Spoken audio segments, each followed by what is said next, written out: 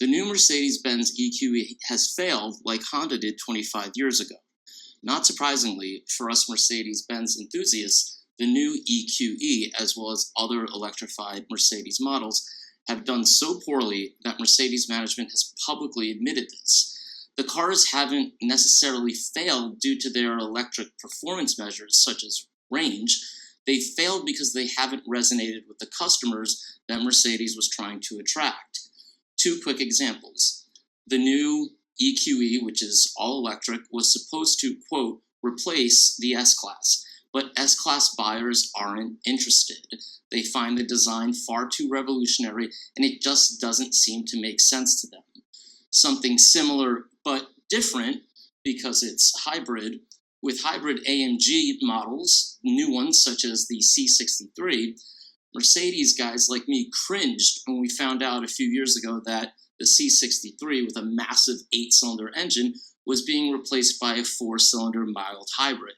That's technically even faster and gets better mileage, better gas mileage. Well, we don't care.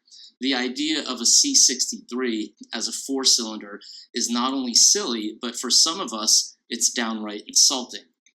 What's interesting is that we've seen the opposite happen.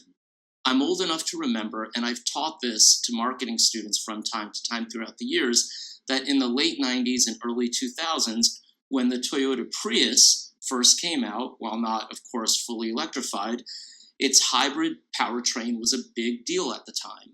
Honda, a very capable company, also had a Civic hybrid available that actually failed miserably, while the Prius was a big hit.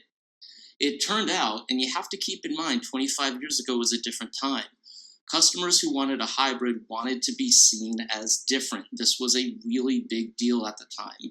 And the Prius, which had a, quote, weird design, allowed them to stand out and be proud of their choice. After all, if you're driving a Prius and it's this somewhat new thing called a hybrid, you want others to know.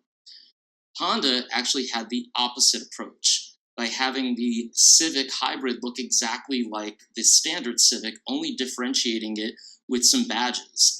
Hybrid buyers at the time found that boring and stale.